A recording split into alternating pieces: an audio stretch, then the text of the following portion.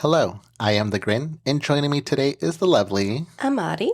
Welcome back to our podcast, a place where we do not shy away from the gruesome details, where some things may be triggering and hard to hear. Listener discretion is advised, so get yourself in the right space of mind and let's talk about dark shit. Yay, let's go. Okay, so this is going to be part two to a case. I guess it's kind of related because they're siblings, but to a case I covered 2 weeks ago. Is there going to be a recap? Yes, I'm going to do a bit of a recap. If you want to get a little bit more out of this one, I would highly suggest you go back and listen to part one, even though this one is going to be a completely different case, because we're going to start off in Peru, kind of like part one, but we're going to slowly travel across the pond and go to Japan. But today I'm going to be talking about Vayron Jonathan Macias Ludena, who was the younger brother of Pedro Pablo Ludena Macias, who later on changed his name to Nakada. Yes, Pedro Pablo from part one was a ruthless serial killer who considered himself a soldier of God and eliminated enemies of God. He went on to kill 18 people in Peru. And today we're going to cover his younger brother. So Vayron, again, grew up in violence, surrounded by violence. He was one of the younger children in the family. Again, the family was a family of 9. He wasn't spared from witnessing violent outbursts from his mother, especially his father, who, like I mentioned, was an alcoholic.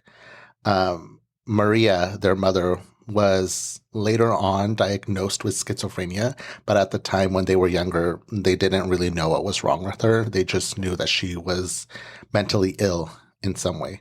This was a condition that later on started appearing in a few of her kids. And something that I did not mention in part one is that Maria actually had a sister who also suffered from schizophrenia. That's crazy. So they all really had it. They're saying that they did. Did they actually the get two checked? brothers who were arrested, yes, they definitely did have it. I mean, they were studies performed on them. And then the two sisters who also The mother and the aunt. her daughters. Okay. The two brothers' sisters. Mm-hmm. They also had it. I mean, they went as far as putting themselves in a mental institution. One is still there. The other committed suicide. And the mother had it. I just heard listened to this kind of a documentary the other day of schizophrenia. And did you know that it's not really that common for whole families to have it? Yeah. And did you see? Yes, that's really interesting. But I don't know if it's because I started looking into this case specifically and how a family can inherit schizophrenia. But the documentary that popped up on my phone is that whole, like, the 9 brothers. I don't know if you've seen that one. Yes. That one is insane. I'm pretty sure that's the one I watched. I think there was a sister. Wasn't there a sister too? I think so. Little sister. Yeah. Yeah. And they all suffered from it. Not all of them. Oh, not all of them? Nuh-uh. It was, I think, 2 or 3 of them didn't. But that's one crazy. Is a very, very interesting case. I wanted to do that one like down the line, but maybe we'll cover that one because that one's super interesting. So freaking sad, but it's crazy. It's interesting how it can either be environment, it can be in your genes, but But yes, it was an inherited condition that they all suffered. So this made Maria's life pretty difficult, especially after having so many kids and a violent husband to top it off. She just had outbursts herself, and nobody could understand why until later on in the future. Maria's mood swings were always changing rapidly out of the blue. She would have her violent outbursts and she would direct them towards her kids. After their father had died, the younger kids were sent out to live with their aunts and uncles. But then their mother would eventually die, and Vayron was put under the care of his eldest sister, Maria Elena, who took him under her protection at the age of 10. Vayron also never liked school like his older brother, Pedro, but it wasn't stated that he was ever bullied. It's just stated that he was somebody who had trouble socializing. He didn't want to interact with other people. So later on, when he eventually got older, he also didn't like the idea of work and interacting with people. He just disliked being around anybody else that he wasn't used to. And despite his sister pushing him to go to school, Vayron did eventually drop out before he entered high school.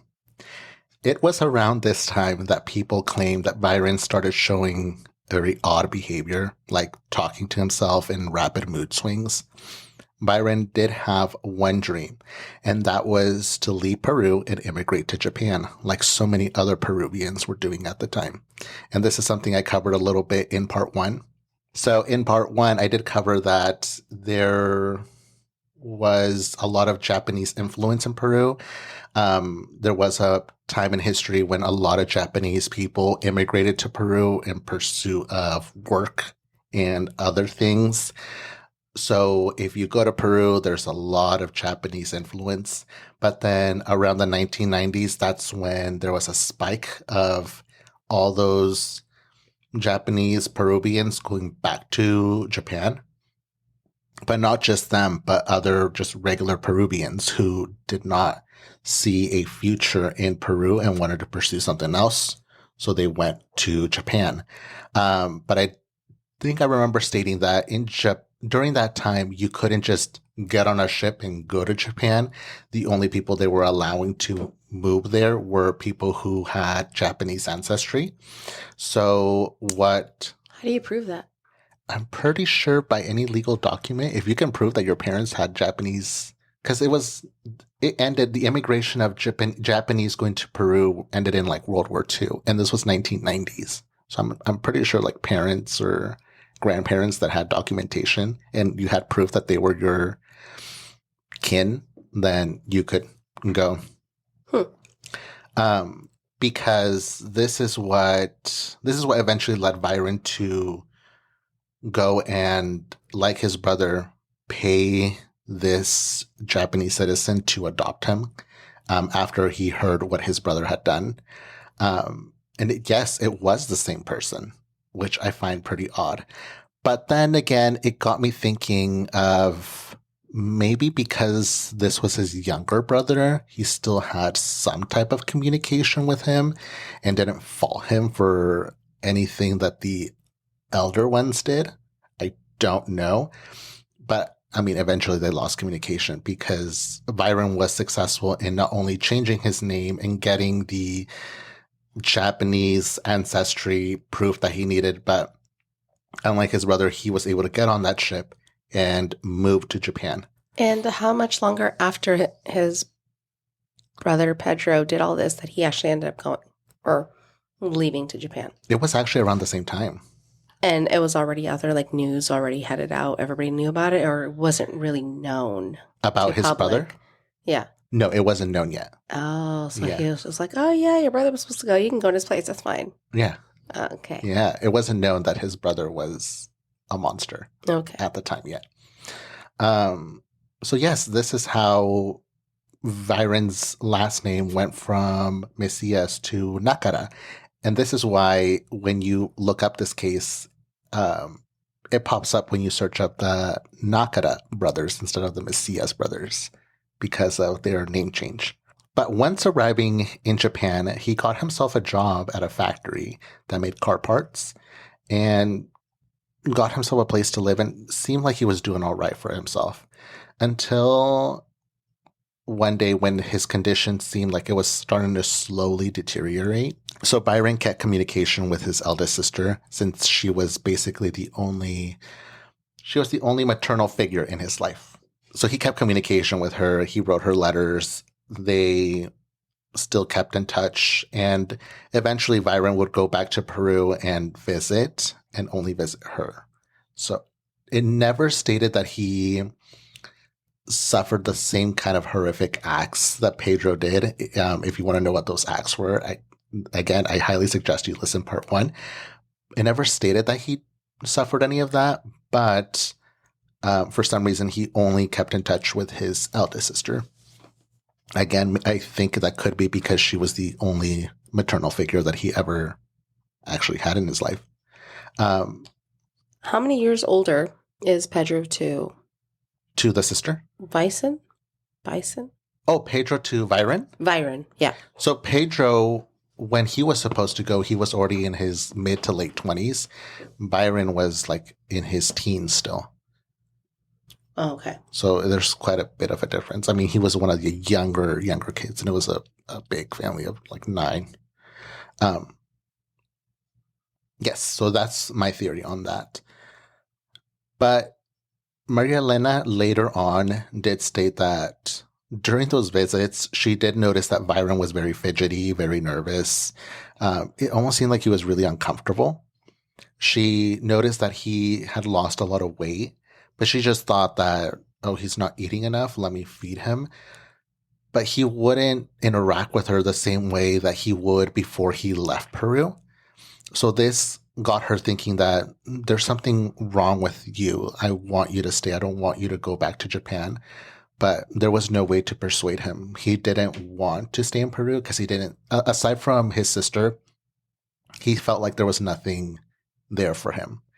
So she did remember explaining to him that if he went back to Japan to basically just behave himself, don't ignore what other people are doing if they're talking about you, because he was adamant that people were always laughing and talking about him to his face, behind his back. Schizophrenic thing. Yeah. He was starting to become very adamant about it. And people were always staring at him, which made him uncomfortable. And it wasn't until the second trip that he stated that he actually hated his coworkers with a passion. This made her try to calm him down. Again, she wanted to persuade him not to go, but there was no persuading him. He didn't want to stay in Peru. He wanted to go back to Japan. And that was actually the last time she saw him until he commits the atrocities that he's about to commit. Vayron eventually lost his job when he went back to Japan and moved out of his apartment.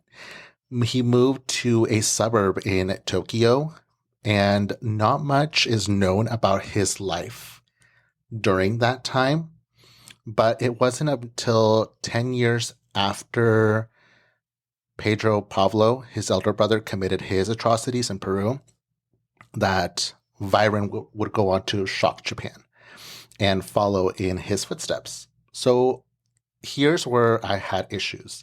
So with Pedro Pablo's case, it was very easy for me to find dates, ages, names, because everything was in Spanish and I can understand Spanish. For this one, everything was in Japanese. So I tried my best to try to decipher everything. But articles like this one have different dates and different time frames. So I'm mainly going to quote from a specific article that I found where it stated that his first crime was a petty theft crime that occurred in the early parts of September of 2015. That's when police had arrested him because they caught him trying to steal a car, and he was taken to a police station. Once there, Vayron somehow managed to escape, and later on when he was caught, he explained that he needed to escape because he thought that the police were going to kill him and people were after him. This led him to break into the house of 84-year-old Kazuyo Shirai, attempting to steal some things to make money. That's when Kazuyo saw him and Vayron proceeded to strike her with a blunt object. When a family member arrived to visit her, they found her lying on the floor bleeding. Police were immediately called, and they rushed her to the hospital because she was still alive. But she died a few days later from her injuries. Local police received, so we're still on the same day, local police received another call that same day. Neighbors called claiming that they could hear loud screaming coming in one of the houses. The victims were husband and wife Minoru and Misai Tazaki, 53 and 55 years old. Police arrived too late because once they arrived, Minoru and Misai's bodies were lying in the bathroom and the culprit was able to get away. So Vayron ran off. But his day was not finished because after he broke into and killed the couple, he went on to invade another house. This time he broke into the home of Miyako Kato, 41 years old, who was alone at the time with her two young daughters, Misaki, 10, and Haruka, 7. When he broke in, Miyako confronted him. He proceeded to strike her and kill her, then proceeded to kill the young girls. Then he stacked their bodies in a closet, hoping that nobody would see the bodies. So pay attention to how he is hiding the bodies, because we're going to go back to that later on. But police arrived before he could run off, and they surrounded him, barricading him inside. But Vayron did not want to leave. He was not going to go to the hands of police. So what he did is, Miyako's home was a 2-story home. He went onto the second floor in one of the bedrooms, opened the window. By the time he was doing this and police were already surrounding the house, the media also started surrounding the house because it was a frenzy. Everybody heard what was going on. The media was everywhere. So this whole part that I'm about to explain right now was actually caught on live Japanese news. You could see Vayron holding an object. People believe it's the object he used to kill the family. And he stated that he was going to kill himself. He then grabbed a knife and started making a motion of him slicing his wrists. And like taunting them? Like, I'm going to do it. Yeah. And then police were like trying to negotiate. It got to the point where Vayron then did a run for it and just threw himself out the window. When he did this, as you can imagine, he struck the floor, basically crushing his body. And if paramedics weren't there when they were barricading him, he possibly would have died. But paramedics were there and they were able to save his life. Kind of ironic how they were able to save his, but they couldn't do anything. I think it's funny that you just said he tried to make a run for it and just jumped. Like, that's not running. But yes, so everything here was being recorded. It was on live TV news. And when he did this, they did save his life, but he did fall into a coma and for a few days. But after he awoke, he was taken to trial immediately for his crimes.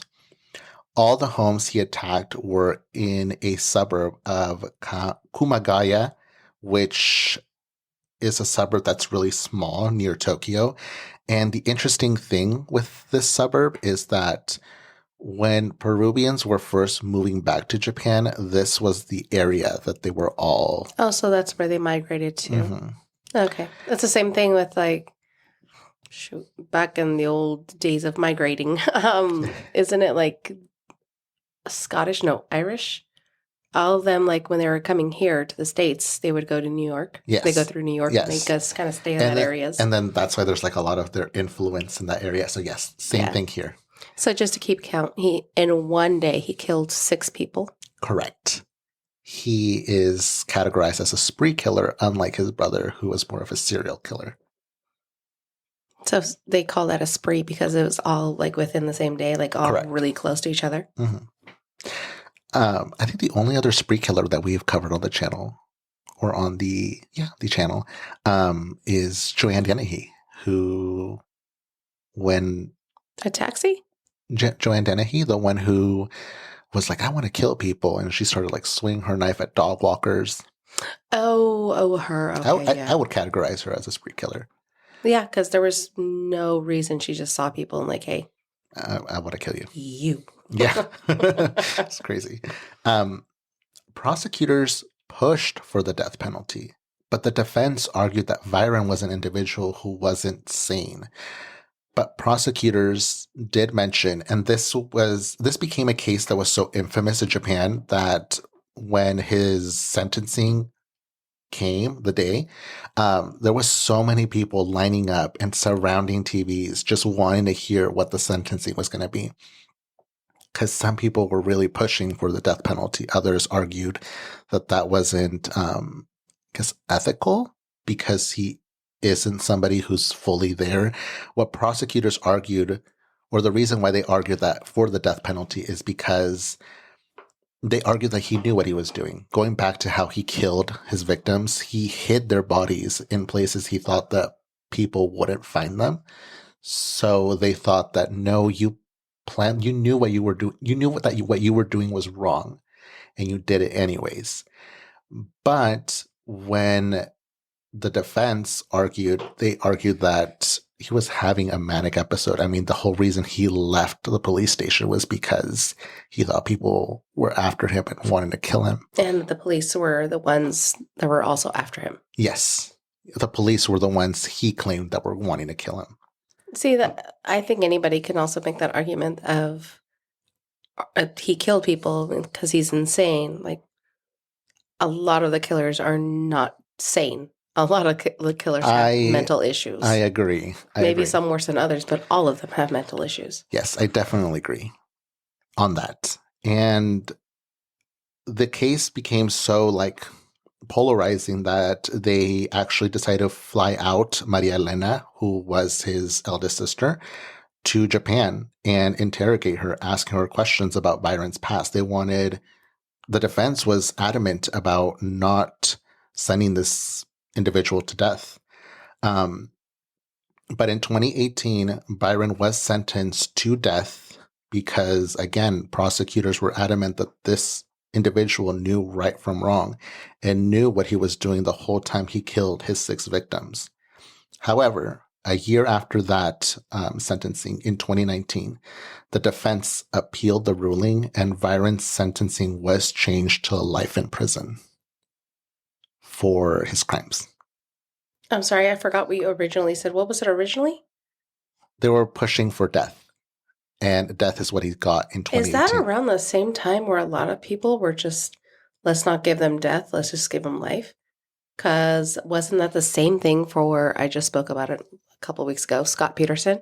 He was sentenced to death, yes. And then in 2019, it got overturned to life.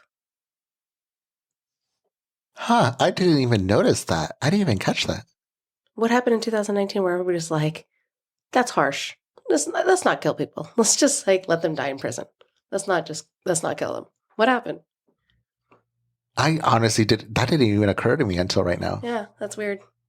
But the one thing here is that this occurred in Japan and Scott Peterson occurred here. I don't know if it's like just like I don't know. Curious. I know. But they were fighting they were arguing since the beginning that they wanted him to go to a mental institution. They were fighting for innocent due to insanity, but they didn't get that because, I mean, evidence did show that this man hid his victims' bodies. I mean, why would you hide that unless you knew that it was wrong? Like, yeah, that's true. Yeah, that's just the grin speaking. Take that with what you will. That's just how I see it. But now the whole sentencing thing, that's a whole different can of worms that we're not going to get into. But yeah, he got life in prison. it's actually kind of funny because, well, not funny. Again, when we say funny, no, that it's not funny. um, so when Maria Elena did show up to Japan to get interrogated and questioned about her brother's past, she was actually not allowed to visit him at all for a certain amount of time, I guess until the trial was over. After the trial was over, she was able to see him, to which he did not recognize her at all. What? Yes. And it was only, not even a year? It wasn't even a year. And he didn't recognize her? Oh, actually, no. I'm sorry. It was more than a year because he committed his crimes in 2018, so it was 3 years actually. His sentencing was in 2018, so it was 3 years. But yes, he saw her and he did not recognize her. Well, that could be a mental thing, yeah. Yeah. Not recognizing somebody you love or somebody you grew up with. I mean, we don't know what this man was thinking, but I'm thinking that, he must have loved her. She was the only reason he would even go back to Peru. Oh, yeah. Yeah, he did. That's so the reason. To not recognize her, to even say, like, I don't know you, it's kind of strange. So, there's something deeply wrong with him. And again, they did studies on him, and it was determined that he does suffer from schizophrenia, just like his elder brother. And possibly mother. And possibly aunt. And possibly aunt and mother. And his sisters, And his 2 elder sisters were diagnosed with schizophrenia as well. So there is that, which I think is pretty insane. But yeah, all 4 of them, 4 siblings out of the 9 were diagnosed with schizophrenia. That's a sad family. That is pretty sad. Like, I feel sad for them or bad for them. Bad for them if it's better. Maria Elena did go on to give an interview in Peru, apologizing for the crimes that both her brothers had committed. And it is kind of heartbreaking because she didn't know how to express like the sorrow that she felt that these 2 individuals inflicted. One of them she practically raised. The other one, I don't know what others feel or think about this, but I don't feel like she should have apologized because she didn't do anything. It was her brothers who did it. And it's almost like, to me, it feels like she's almost like taking the blame for them. Maybe she felt that way. Now, I don't know why she would do it for Pedro. Maybe that's not the reason she feels like that, but that's what it sounds like to me, like she's taking the blame. I don't know why she would say it on behalf of Pedro. And you can listen to part 1 if you want to understand why I say that. But for Vayron, I feel like because she kind of raised him and there was some kind of connection there. It's just you and him. Well, she didn't hate Pedro, did she? They taunted him. Pedro hated all of them, aside from, I guess, his younger sibling, which is the brother. Mm-hmm. But I don't know. It's a difficult one to decipher. This family is pretty... You can't decipher any of them. No. Well, I'm speaking for myself. You can't decipher anybody who kills anybody. Yes, that's correct. But yeah, this family dynamic was pretty messy. Again, I insist you listen to the first part because I don't understand why they would inflict so much, or they would commit such horrific acts to that brother and not this one. This one was spared. Well, this one's the youngest one. Maybe that's why. I don't know. Like, don't mess with the baby. Maybe. But yes, that is the end of part 2 of the case of the Nakada brothers. Let us know what you think. And look into it. It's kind of crazy how schizophrenia can be sometimes, I guess it's on very rare occasion, be inherited from family. I think that's pretty wild. I've never heard of that until this case, and that one documentary that you mentioned of the I nine actually brothers. I actually forgot their names. And it's weird because when you look at their pictures, they look like very normal, attractive guys. They're not like, oh, he has crazy eyes. Like, no, they look normal. It's Yeah. crazy. But I think that with that one, no, same thing with the first brother, Pedro. It's situation, like the way your environment, the way you were raised. Add Yeah. in a little Honestly, sprinkle of craziness, and then you get I mean, schizophrenic. I think you're right because the first one grew up in such a horrific environment that him becoming a monster was kind of inevitable. No, you can't see that. I just had this talk the other day and the week before that things to get okay. This is this is my mindset that yes, some people growing up can have like the most shittiest of living, of situations, like horrific. But then you get older and then you're able to decipher in your mind what happened to me. That's messed up. I should never be anything like my environment and be a good person. But then there's also those people who don't have that and they just think like that is all they know. So we should just be shitty people because that's what I grew up in. But I don't know. I kind of feel like when you get older, you just have that where you know like what's good and what's bad. Maybe some people don't have it, but I mean, I kind of get that argument too. I don't know. You just get to a certain age where you just know, okay, so how come there's some people when they grow up, okay, when they're younger, they are surrounded by drug dealers and alcoholics and shootings, like live in the hood. They see this stuff every single day. They get older and their life is nothing like what they saw when they're younger, because when they're younger, they knew that that stuff is bad. But no, they're just some people who grow up, they just know that that stuff is not right. How come they know that that stuff is not right and other people just grow up continuing what they were around when they were younger? I mean, that's true. I mean, if we, going back to this family, if we look at it, the two brothers didn't seek help. Instead, they went on to, hurt people. And if you look at the sister saw help and got herself institutionalized. So, I mean, Because they knew that this is wrong, or what they were thinking, or what they were doing, whatever, that this is wrong. yeah, So they were like, no, we need to get this fixed. yeah. I don't know. I could be speaking in circles, but I don't know. It sucks because I go back and forth with this all the time. When you get older, you start realizing like what is right, what is wrong. Mm-hmm. But then there's also those people who grow up and never know anything different, and they just think this is normal. This is what right is, even though it's horrifically wrong what you're doing or what you're around. Yeah. See, it's like I argue with myself because I go back and forth with this all the time. I mean, is there a right or wrong answer?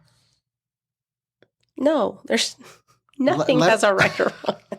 Why don't you guys let us know what you think about that whole situation? Because, And I see agree. if our people who listen actually will let us know. Because I asked a question if I should not be talking anymore and just be commenting and reacting to Grin, but nobody said anything. So you guys are going to have to suffer listening to my voice healing for the next couple of weeks. And I mean, let us know again if you guys don't want that. If you want Amadi to heal her voice, I have no issue with just speaking from now on. If my voice regresses, I blame everybody. Everybody. So speak now or forever hold your peace is what Amadi's trying to say. Yes, because I'll continue. No, but seriously, let us know. Drop a comment what you think or what your opinion would be. And no, we're not trying to start a debate with him. I'm just curious as to what you guys think. Also, make sure you follow us on our socials like YouTube and Instagram, because I don't know if you've noticed, life has been getting in the way and we have been posting on different dates than we normally post, but we always let you guys know if you guys are following us on our social. You will know if our episode will be going up on a later date. I So kind of liked posting in the middle of the week. I like it too. I don't know why. Like Tuesday was okay. With Wednesday, I was like, this feels better. Because I feel like Sunday episodes are more of like the bigger name people. So middle of the week, I'm like, okay, I feel at home. Yeah, we can do this. But let us know if you guys even like that. You guys have to let us know because we don't know. We're just going to be doing whatever we want. And you guys are just going to have to suffer through. This is a threat. Let us know on YouTube, comments, Spotify. You could text us. Instagram, just leave a comment under our posts. Oh, you know what's funny? Hmm. Even on TikTok, people still, what are they called? They still subscribe to TikTok, and I haven't done anything there on like months. I'm like, Yeah. I look, I'm like, why? Why are you guys following us? I haven't done anything. Yeah, our TikTok is kind of neglected at the moment. I mean, Yeah, but- I don't do TikToks. I have no idea what I'm doing. Amari's the only one who has been really trying, honestly. Yes, trying is a great word. Trying. Yes. But yes, follow us. Let us know what you think. And with that, remember to be well Be safe. and see you next time. Bye.